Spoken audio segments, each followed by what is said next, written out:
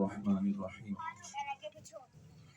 قال الله تبارك وتعالى في القرآن المجيد والفرقان الحميد قل بفضل الله وبرحمته فبذلك فليفرحوا هو خير مما يجمعون وقال الله تبارك وتعالى في مقام آخر إن الله وملائكته يصلون على النبي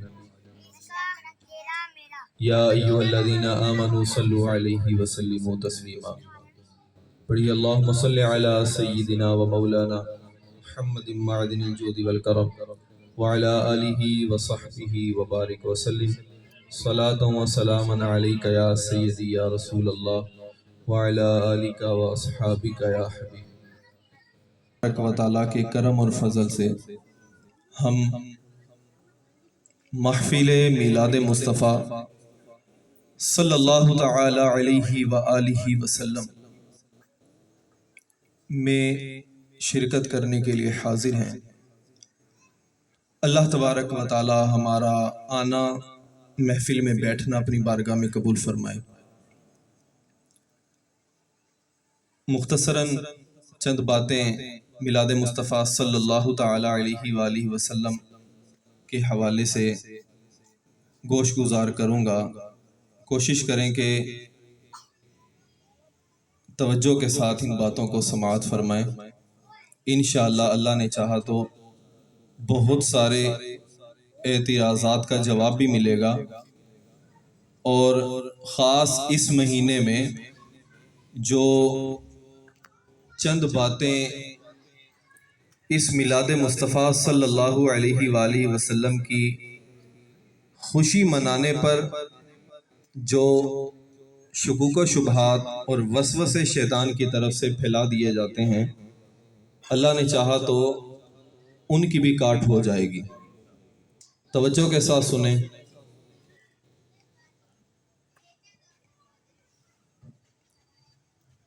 حضور صلی اللہ تعالی علیہ وآلہ وسلم جب مکہ سے ہجرت کر کے مدینہ منورہ پہنچے تو آپ اونٹنی پر سوار تھے۔ اب وہاں حضور علیہ السلام پہلی مرتبہ گئے تو مدینہ منورہ میں جو لوگ موجود تھے، ہر بندے کی خواہش تھی کہ حضور علیہ السلام میری میزبانی قبول کریں اور میرے گھر آئیں۔ لیکن فیصلہ یہ ہوا کہ حضور علیہ السلام کی اونٹنی کو چھوڑ دیا جائے، اور وہ اونٹنی چلتی چلتی مدینہ منورہ کی گلیوں میں جس بندے کے گھر کے سامنے جا کے بیٹھ جائے گی، یہ اشارہ ہوگا اس بات کا کہ حضور صلی اللہ علیہ وآلہ وسلم اس گھر میں تشریف لے جائیں گے، اور وہ بندہ حضور علیہ السلام کا مدینے میں میزبان بن جائے گا۔ اس اونٹنی کو چھوڑا گیا، وہ چلتی چلتی لوگوں کے گھروں سے گزرتی صحابی رسول، میزبان رسول حضرت سیدنا ابو ایوب انصاری رضی اللہ تعالی عنہ کے گھر کے باہر جا کر بیٹھ گئی۔ تو یہ طے ہو گیا کہ گویا حضور علیہ السلام کی میزبانی حضرت ابو ایوب انصاری رضی اللہ تعالی عنہ کے گھر میں کی جائے گی۔ اب جب وہ اونٹنی بیٹھی تو وہاں پر ایک شخص تھا جس کا نام تھا جبار۔ وہ آگے آیا اور آ کے اس نے اس اونٹنی کو ٹانگ مار کے اٹھانا چاہا۔ اس کی نیت اور مقصد یہ تھا کہ یہ اونٹنی یہاں نہ بیٹھے، یہاں سے اٹھ کے چلے، ہو سکتا ہے کچھ آگے چل کر یہ میرے گھر کے باہر بیٹھ جائے اور میری بھی سوئی ہوئی قسمت جاگ جائے۔ حضرت ابو ایوب انصاری جو دل میں یہ خوشی لے کر بیٹھے تھے کہ اب حضور علیہ السلام میرے گھر میں مہمان بننے والے ہیں، جب انہوں نے دیکھا کہ یہ شخص اونٹنی کو یہاں سے اٹھانا چاہ رہا ہے تو آپ کو غصہ آ گیا، اور فرمایا کہ لولا الاسلام لضربتک بالسیف، اگر ہمارے درمیان اسلام نہ ہوتا تو میں ابھی اپنی تلوار سے تمہارا سر کاٹ دیتا۔ کہ تم رسول اللہ صلی اللہ علیہ وسلم کی اونٹنی کو میرے گھر سے اٹھا کر رسول اللہ کی میزبانی کا جو شرف مجھے ملا ہے وہ واپس لینا چاہتے ہو؟ میں یہ ہرگز نہیں ہونے دوں گا۔ حضور علیہ السلام وہاں پر حضرت ابو ایوب انصاری رضی اللہ تعالیٰ عنہ کے گھر مہمان بنے۔ اب اس حدیث پاک کی شرح کرتے ہوئے صاحب عمدۃ القاری علامہ بدر الدین عینی رحمت اللہ تعالیٰ علیہ نے اس حدیث کی شرح میں ایک اور حدیث روایت کی۔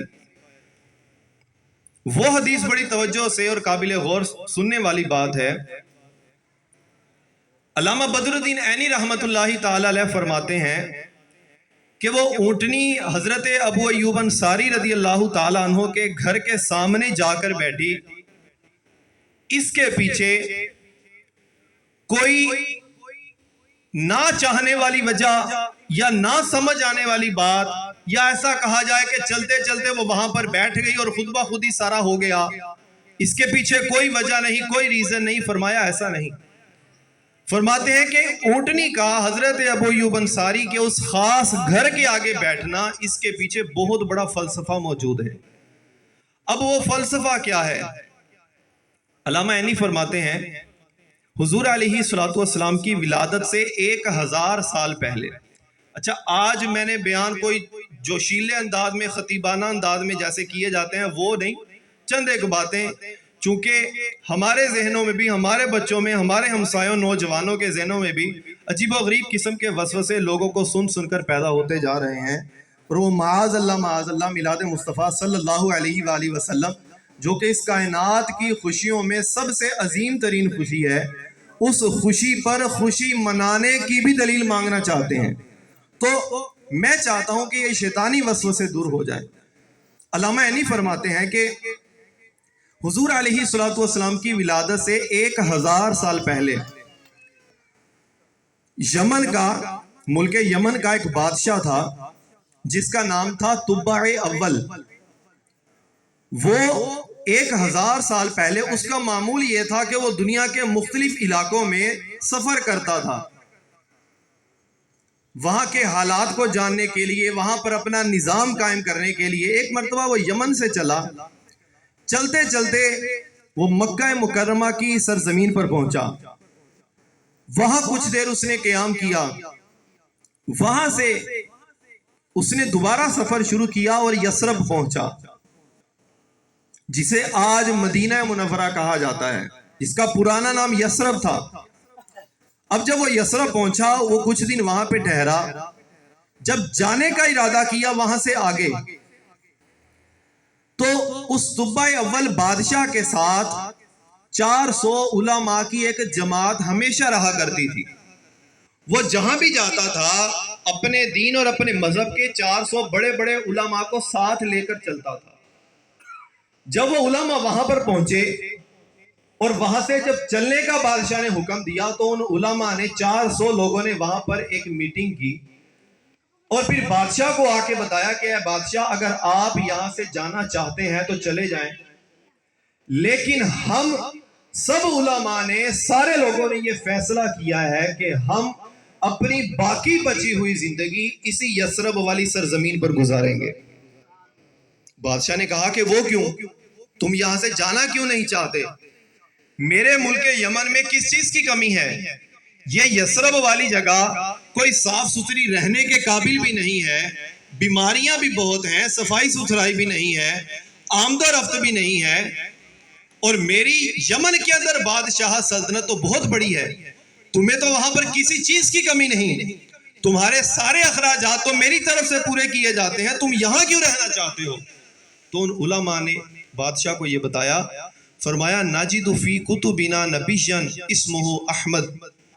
انہوں نے کہا کہ ہم نے اپنے مذہب کی کتابوں میں پڑھا ہے کہ اللہ تبارک و تعالیٰ کی طرف سے ایک سب سے عظمت والا رسول آئے گا جس کا نام احمد ہوگا۔ فرمایا ہاذی، اللہ اکبر، یا رسول اللہ، رسول کے غلام ہیں، رسول کے غلام ہیں۔ موت بھی حیات ہے، زندگی فضل۔ تو نجد فی کتبنا نبیا اسمہ احمد، ہم نے اپنی کتابوں میں اللہ کے سب سے عظمت والے نبی کا تذکرہ پایا ہے جس کا نام احمد ہے۔ اس جگہ کی نشانیاں دیکھ کر ہم نے یہ پہچان لیا ہے، اللہ نے ہماری کتابوں میں یہ فرمایا ہے ہذہ دار مہاجرہ، کہ وہ اللہ کا جو سب سے عظمت والا نبی ہوگا یہ یثرب والی جگہ اس کی ہجرت کی جگہ ہوگی۔ وہ نبی ہجرت کر کے یہاں پر آئے گا، اور اللہ تبارک و تعالیٰ نے بیان کیا ہے کہ وہ سب سے عظمت والا رسول ہوگا۔ اب ہم اپنی زندگی یہاں پر گزارنا چاہتے ہیں، ہو سکتا ہے لعل ان نلقاہ، ہو سکتا ہے کہ اللہ ہماری زندگی میں اس آخری عظمت والے نبی سے ملاقات کا شرف ہمیں عطا فرما دے۔ ہمیں نہیں پتا کہ وہ نبی کب آئے گا، لیکن ہم اس سے ملاقات کرنا چاہتے ہیں۔ جب ان علماء نے اس بادشاہ کو یہ فضائل بیان کیے کہ اللہ کا سب سے عظمت والا نبی یہاں پر آئے گا اور ہم اس کی محبت میں یہیں پر رہیں گے، تو بادشاہ نے کہا کہ اگر تم اس کی محبت کے دعوے دار ہو تو اللہ کے عظمت والے پیغمبر اور رسول کی محبت میرے دل میں بھی کوئی کم نہیں ہے۔ اگر تمہیں محبت مصطفیٰ نصیب ہے تو میرے دل میں بھی محبت مصطفیٰ موجود ہے۔ اب اس بادشاہ نے کیا کیا، کہا کہ ٹھیک ہے تم یہاں پر رہنا چاہتے ہو رہو۔ اس نے ان 400 علماء کے لیے سب سے پہلے وہاں پر اس یثرب میں، اس جگہ پہ، اس بستی میں 400 گھر تعمیر کیے۔ ہر ایک عالم دین کے لیے علیحدہ علیحدہ گھر تعمیر کیا۔ اب 400 جب گھر تعمیر کیے، ان میں سے ایک گھر اس نے 2 منزلہ بنایا، باقی سارے گھر سنگل سٹوری تھے، وہ ایک گھر 2 منزلہ بنایا۔ اور 1000 سال پہلے اس نے یہ نیت کی کہ ہو سکتا ہے میں بھی اپنی زندگی میں اللہ کے آخری نبی کی صحبت کو پا سکوں یا نہ پا سکوں، لیکن میں اپنی محبت کا اظہار اس طرح کرتا ہوں کہ یہ سب سے عالی شان اور سب سے عظمت والا گھر میں اللہ تبارک و تعالیٰ کے آنے والے سب سے عظمت والے رسول کی خدمت میں تحفتاً پیش کرتا ہوں۔ اگر میں زندہ رہا تو میں ان کو تحفہ پیش کر دوں گا، اگر میں زندہ نہ رہا تو تم یا تمہاری آنے والی نسلوں میں جو لوگ آئیں گے، ہو سکتا ہے میرے نصیب میں یہ سعادت آ جائے، یہ میں جو آج نیت کر رہا ہوں کل کو اللہ کا رسول یہاں پر آئے اور میرا یہ ان کے لیے بنایا ہوا گھر وہ اپنی بارگاہ میں قبول فرما لیں۔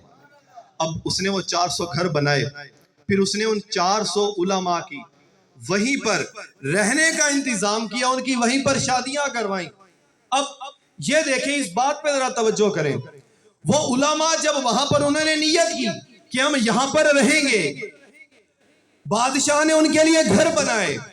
جب وہ گھر بنائے جا رہے تھے، ان کو تعمیر کیا جا رہا تھا، جب مصطفیٰ کریم علیہ السلام کی آمد کا انتظار کرنے کے شوق میں وہاں پر رہنے کی نیت کی جا رہی تھی، تو ان علماء کے ذہنوں میں، اس بادشاہ کے ذہنوں میں کیا بات آ رہی تھی؟ یہ سارے کا سارا انتظام کس کے لیے کیا جا رہا ہے؟ یہ اتنا بڑا خرچہ کس کے لیے سجایا جا رہا ہے؟ یہ لوگوں کو یہاں پر ایک بستی کی صورت میں کس کے لیے آباد کیا جا رہا ہے؟ وہ 1000 سال پہلے یہ چاہتے تھے کہ اگر آج ہم یہاں پر ان کو پا لیں تو بہت اچھی بات، اگر نہ پا سکے آنے والے وقتوں میں آئے، ہم یہاں پر رہیں، ہماری نسلیں یہاں پر آئیں، تاکہ کل کو جب وہ عظمتوں والا رسول ہجرت کر کے مدینہ منورہ میں آئے، طیبہ کی گلیوں میں آئے، تو ثنیۃ الوداع کی پہاڑیوں پر ہزاروں کی تعداد میں عاشقان رسول موجود ہوں، جو طلع البدر علینا کی صدائیں لگا کر مصطفیٰ کریم کا استقبال کرنے والا۔ وہ یہ چاہتا تھا کہ حضور علیہ السلام کا استقبال کیا جائے۔ 400 لوگوں کے وہاں پر گھر بنائے گئے۔ مصری جب وہ گھر بنا رہے تھے، ذہن کے اندر کیا تھا کہ ساری تیاریاں کس کے لیے ہیں؟ آمد مصطفیٰ صلی اللہ علیہ وآلہ وسلم کی تیاریوں کا جو سلسلہ تھا، علامہ بدر الدین عینی فرماتے ہیں مصطفیٰ کریم کی ولادت سے 1000 سال پہلے وہاں پر لوگ میلاد مصطفیٰ کی تیاریاں کر رہے تھے، اور آج ہم حضور علیہ السلام کی ولادت مبارکہ جب 1500 سال گزر گئے، وہ 1000 سال پہلے منا رہے تھے اور 1000 سال 1500 سال گزرنے کے بعد ہم آج منا رہے ہیں۔ فرق کیا تھا؟ وہ اس انتظار میں تھے کہ ہو سکتا ہے لعل ان نلقاہ، ہماری ان سے ملاقات ہو جائے، اور ہم کس امید پر ہیں کہ ہو سکتا ہے ہماری یہ کاوش مصطفیٰ کریم اپنی بارگاہ میں قبول فرما لیں۔ جب قبر میں جائیں مصطفیٰ کریم تشریف لے آئیں، ہو سکتا ہے جب فرشتے سوال کریں ما کنت تقول فی حق ھذا الرجل، ان کے بارے میں تو دنیا میں کیا کہا کرتا تھا، تو مصطفیٰ کریم ہی ہو سکتا ہے ہماری طرف سے جواب دے دیں کہ فرشتوں چھوڑ دو، یہ تو وہ ہے جو ساری زندگی میلاد مصطفیٰ کی محفلیں سجاتا رہا، میری آمد کے نعرے لگاتا رہا، آج بھی اس سے کوئی سوال کرنے کی حاجت نہیں۔ علامہ بدر الدین عینی رحمت اللہ تعالی علیہ فرماتے ہیں اس نے وہاں پر ان 400 علماء کو آباد کروایا، پھر جب وہ وہاں سے جانے لگا، یمن واپس گیا، تو اس نے حضور علیہ السلام کے نام ایک خط لکھا، اور اس خط میں عربی کے اندر اس نے ایک بہت بڑا قصیدہ لکھا حضور علیہ السلام کی شان میں، جس میں سے ایک شعر اس نے یہ لکھا، شہدت علی احمد انہ رسول من اللہ بارئ النسم۔ حضور علیہ السلام کی ابھی ولادت نہیں ہوئی، وہاں پر ہجرت کر کے تشریف نہیں لے کر گئے، اعلان نبوت نہیں کیا، کوئی نہیں جانتا پہچانتا، لیکن لوگوں نے کہا کہ اللہ نے فرمایا کہ وہ آئیں گے، کب آئیں گے کوئی نہیں جانتا، لیکن اس نے لکھ دیا کہ میں گواہی دیتا ہوں کہ محمد صلی اللہ علیہ وسلم اللہ تبارک و تعالیٰ کے رسول ہیں، عظمت والے پیغمبر ہیں۔ اس نے ایک قصیدہ لکھا، یہ اشعار لکھے، اور ان 400 علماء میں جو سب سے بڑے عالم تھے ان کے حوالے وہ خط کیا اور کہا کہ اگر تم حضور علیہ السلام کو پا سکو تو میری طرف سے یہ خط ان کی بارگاہ میں پیش کر دینا، میں اپنی محبت کا اظہار ان سے کرنا چاہتا ہوں، اگر تم نہ صحیح تمہاری آنے والی نسلوں میں کوئی پیش کر دے گا۔ اس نے وہ خط مکمل کیا اور خط کو بند کیا، بند ایسے نہیں کیا، سونا منگوایا، سونا پگھلایا، سونے کے ساتھ اس پر مہر لگائی، اور یہ بتا دیا کہ مصطفیٰ کریم صلی اللہ علیہ وسلم کے نام پر بندہ جتنا بھی عظمت کا اظہار کرنے کے لیے جتنا بھی ان کے نام پر خرچ کر دے، اس سے کوئی فرق نہیں پڑتا، یہ اسراف میں نہیں آتا۔ ہم اپنا مال، اپنی جان، اپنی دولت سب کچھ ان کی بارگاہ میں قربان کر دیں، پھر بھی ہم ان کی محبت کا، ان کے امتی ہونے کا حق کما حقہ ادا نہیں کر سکتے۔ شاعر کہتا ہے نا،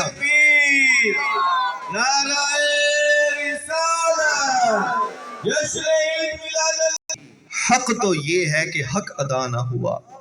ہم اللہ تبارک و تعالیٰ نے ہمیں جان دی، ایمان دیا، قرآن دیا، سب کچھ دیا، تو یہ صدقہ ہے مصطفیٰ کریم علیہ السلام کا۔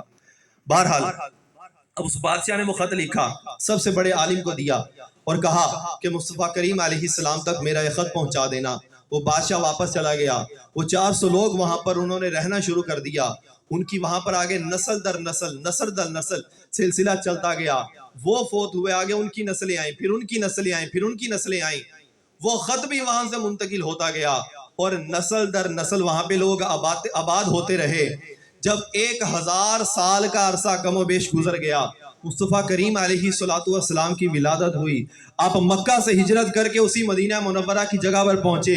جب اونٹنی کو چھوڑا گیا، وہ اونٹنی چلتے چلتے اسی مکان کے سامنے جا کر بیٹھی جو 1000 سال پہلے بادشاہ نے مصطفیٰ کریم کے نام پر تعمیر کروایا۔ علامہ بدر الدین عینی فرماتے ہیں کہ وہ اونٹنی بلا وجہ آ کر حضرت ابو ایوب انصاری کے مکان کے باہر نہیں بیٹھی تھی، اونٹنی اس لیے بیٹھی تھی کہ پیچھے اس کو کوئی بٹھانے والا موجود تھا، وہ بلا وجہ نہیں چلتی جا رہی تھی، اس کو اللہ کی طرف سے یہ بتا دیا گیا تھا کہ تم نے اس خاص جگہ پر بیٹھنا ہے جو 1000 سال پہلے سے اللہ نے مصطفیٰ کریم کے لیے خاص کر دی ہے۔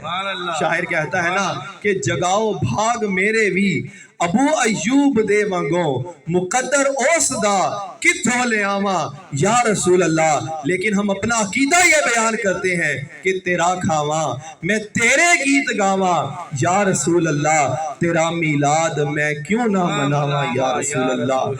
اعلیٰ حضرت رحمت اللہ تعالی علیہ فرماتے ہیں نا، ایمان ملا ان کے صدقے، قرآن ملا ان کے صدقے، رحمان ملا ان کے صدقے، وہ کیا ہے جو ہم نے پایا نہیں۔ اللہ تبارک و تعالیٰ نے تو ان کے صدقے ہمیں ہر چیز عطا کر دی، اور جب مل گئے مصطفیٰ پھر اور کیا چاہیے۔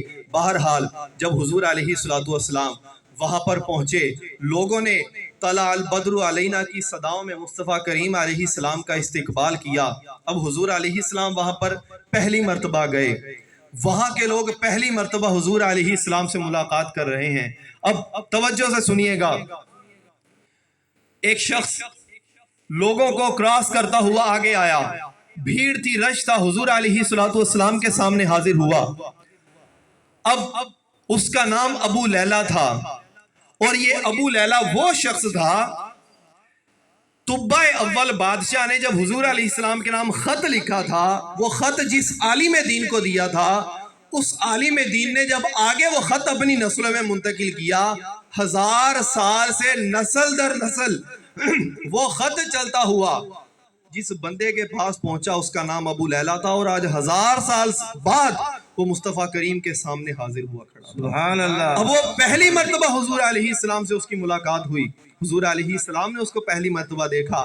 جب وہ سامنے آیا تو حضور علیہ السلام نے پہلی مرتبہ دیکھتے اسے فرمایا، انت ابو لیلہ ومعاک کتاب طبع، کہ تم ابو لیلہ ہو اور تمہاری جیب میں میرے نام کسی کا خط موجود ہے۔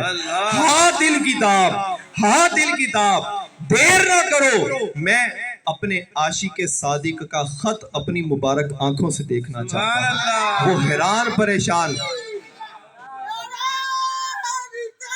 یا رسول اللہ۔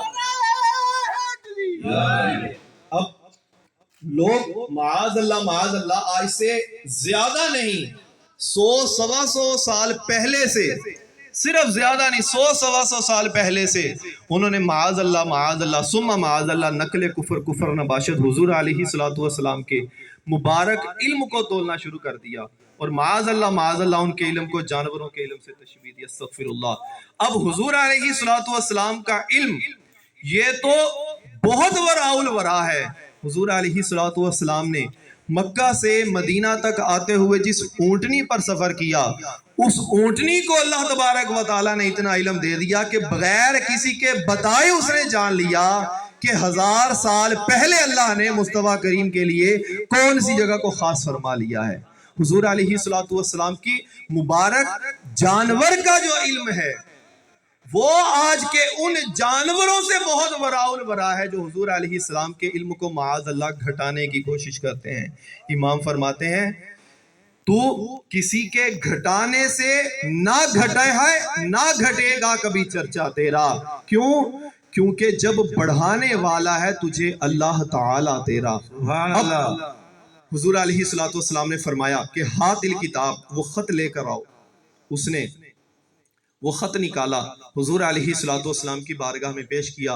حضور علیہ السلام نے وہ خط پڑھا جس میں سارا قصیدہ لکھا ہوا تھا، اور آخر میں اس بادشاہ نے اپنے ٹوٹے پھوٹے لفظوں میں مصطفیٰ کریم علیہ السلام سے محبت کا اظہار کیا ہوا تھا، اور گویا ان الفاظ میں اس نے 1000 سال پہلے ہی اپنا عشق مصطفیٰ بیان کر دیا تھا کہ یا رسول اللہ صلی اللہ علیہ وسلم، میں نہیں جانتا کہ آپ کب آئیں گے، میں نہیں جانتا کہ اپنی زندگی میں آپ کو پا سکوں یا نہ پا سکوں، لیکن آپ پر 1000 سال پہلے ایمان میں لا کر اس شعر میں اقرار کرتا ہوں، شہدت علی احمدہ انہ رسول من اللہ باری نسمی، میں یہ اقرار کرتا ہوں، گواہی دیتا ہوں کہ آپ اللہ تبارک و تعالیٰ کے سچے رسول ہیں۔ ابو بکر جی، میں نے آپ کا زمانہ نہیں پایا، لیکن جب کل قیامت کا دن آئے گا تو مجھ فقیر کو، مجھ غریب کو بھول نہ جانا، بلکہ یہ اپنی شفاعت میں اپنے دامن رحمت سے مجھے بھی حصہ عطا فرما دینا کہ میں وہ ہوں جس نے 1000 سال آپ کی آمد سے 1000 سال پہلے सोना पिघलाकर, अपना दिल पिघलाकर अपनी मोहब्बत का इजहार करने के लिए आपके नाम खत लिखा है और मैंने आपके लिए घर को तामीर किया है। या रसूलल्लाह, मेरा घर भी कबूल फरमा लीजिए, मेरा ये खत भी कबूल फरमा लीजिए। हुजूर अलैहिस्सलाम ने उस खत को पकड़ा, अपने मुबारक लबों से चूमा, आंखों से लगाया और 3 मर्तबा फरमाया, मरहबम बितुब्बाइन अल अखी सालिह, मरहबम बितुब्बाइन अल अखी सालिह, मरहबम बितुब्बाइन अल अखी सालिह। ऐ तुब्बा, ऐ मेरे प्यारे भाई, मरहबा मरहबा मरहबा। ये 3 मर्तबा कहकर गोया के ऐलान फरमा दिया कि ऐ तमाम मदीने वालों सुन लो, उस 1000 साल पहले मेरी आमद का इंतजार करते करते मेरी शान और अजमत के तराने गुनगुनाते जो आशिक दुनिया से चला गया, हमने उसको अपनी गुलामी में कबूल फरमा लिया। जब मुस्तफा करीम की आमद से पहले वो बंदा आपकी आमद का तस्करा करके आपकी शफाअत से हिस्सा पा सकता है, तो हम तो फिर उनके उम्मती हैं। अल्लाह तबारक व तआला ने हमें तो उनकी उम्मत में पैदा फरमा दिया है और जिस उम्मत को कुंतुम खैरा उम्मतिन का लक़ब अता फरमा दिया, बेहतरीन उम्मत इसको करार दे दिया। और शफाअत मुस्तफा जिन लोगों के लिए खास कर दी गई, उन लोगों में अल्लाह तबारक व तआला ने हमें शामिल फरमा दिया। तो फिर हमारे लिए मिलाद मुस्तफा और आमद मुस्तफा के तराने गुनगुनाना कितना बाइस बरकत होगा, कितना काबिल कदर होगा। लेकिन शर्त क्या है? हुजूर अलैहिस्सलाम की उम्मत में, आपके बाद इस उम्मत में हम पैदा तो हो गए, शफाअत मुस्तफा से हिस्सा किसको मिलेगा? जिसका शफाअत मुस्तफा पर उसी तरह ईमान होगा जिस तरह हुजूर अलैहिस्सलातु वस्सलाम को अल्लाह ने जो मनसब अता फरमाया। आला हजरत रहमतुल्लाहि ताला अलैह फरमाते हैं, क्या ही ज़ौक़ अफ़ज़ा शफाअत है तुम्हारी, वाह वाह, क्या ही ज़ौक़ अफ़ज़ा शफाअत है तुम्हारी, वाह वाह, कर्ज लेती है गुनाह परहेज़गारी, वाह वाह। अब इस शेर की जरा अगर जिनको इसका मतलब पता हो तो उनको पता होगा कि इसके अंदर कितनी मिठास आला हजरत रहमतुल्लाहि ताला अलैह ने बयान कर दी। हुजूर अलैहिस्सलातु वस्सलाम फरमाते हैं कि जब क़यामत का दिन आएगा, शफाअत मुस्तफ़ा का जो मनसब मुझे मिला, फरमाते हैं मकाम महमूद मुझे दिया जाएगा, वहां पर मैं अल्लाह की हम्द करूंगा। शफाअत मुस्तफ़ा हुजूर अलैहिस्सलातु वस्सलाम, शफाअत वाला जो मनसब है, अब वो शफाअत फरमाएंगे। शफाअत क्या है? शफाअत कहते हैं सिफारिश को। हुजूर अलैहिस्सलातु वस्सलाम अपनी उम्मत के गुनाहगार उम्मतियों की अल्लाह की बारगाह में सिफारिश करेंगे कि ए अल्लाह, ये लोग, ये मेरे उम्मती अगरचे गुनाहगार जरूर हैं लेकिन हैं मेरे उम्मती। ऐ मौला, इनके गुनाहों को ना देख, सिर्फ ये देख कि तूने इनको मेरी उम्मत में पैदा फरमा दिया। ये उम्मत मोहम्मदिया कहलाने वाले हैं हुजूर अलैहिस्सलाम की। ये शफाअत जिस जिस के लिए होती जाएगी, अगरचे वो बंदा गुनाहों की वजह से जहन्नम उस पर वाजिब कर दी गई होगी, भले फरिश्ते उसको घसीट कर जहन्नम में ले जा रहे होंगे, भले उसको घसीट कर जहन्नम में पहुंचा चुके होंगे, जैसे ही शफाअत मुस्तफ़ा का हुक्म आएगा, अल्लाह फरमाएगा कि फरिश्तों, सारे अहकामात तोड़ दो, सब कुछ छोड़ दो, आज अगर किसी की मर्जी चलेगी तो सिर्फ मुस्तफ़ा की चलेगी। मेरा मुस्तफ़ा जिस जिसके लिए शफाअत का ऐलान करता जाए, वो जहां जहां भी हो, उसको पकड़कर बगैर हिसाब के दाखिले जन्नत कर दिया जाए। तो आला हज़रत तकबीर, नाराए रिसालत, यशरीद मिलाद नबी, उलमाए अहले सुन्नत, सुभान अल्लाह। अल्लाह फरमाते हैं कि बाज लोग तो दुनिया में हैं जो बेशुमार नेकियां करेंगे, क़यामत का दिन आएगा जब मीज़ान पर जाएंगे, नेकियां और गुनाह तोले जाएंगे, उनकी नेकियां ज्यादा हो जाएंगी, अल्लाह उनकी नेकियां कबूल करेगा, वो ज्यादा नेकियों की वजह से जन्नत में चले जाएंगे। और बाज वो होंगे जो दुनिया में गुनाह ही गुनाह करते रहे,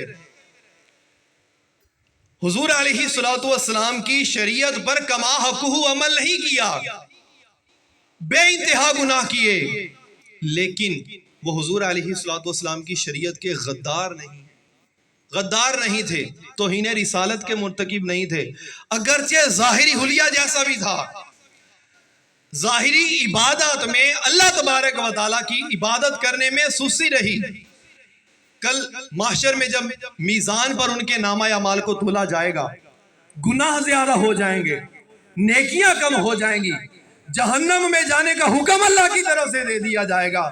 فرشتے گھسیٹ کر جب جہنم میں لے جا رہے ہوں گے، جب وہ پیچھے مڑ مڑ کر مصطفیٰ کریم علیہ السلام کو جب تک رہا ہوگا کہ یا رسول اللہ، میں اگرچہ زندگی میں گناہگار رہا لیکن آپ کی آمد کے نعرے ضرور لگاتا تھا، آپ کی محبت کا جو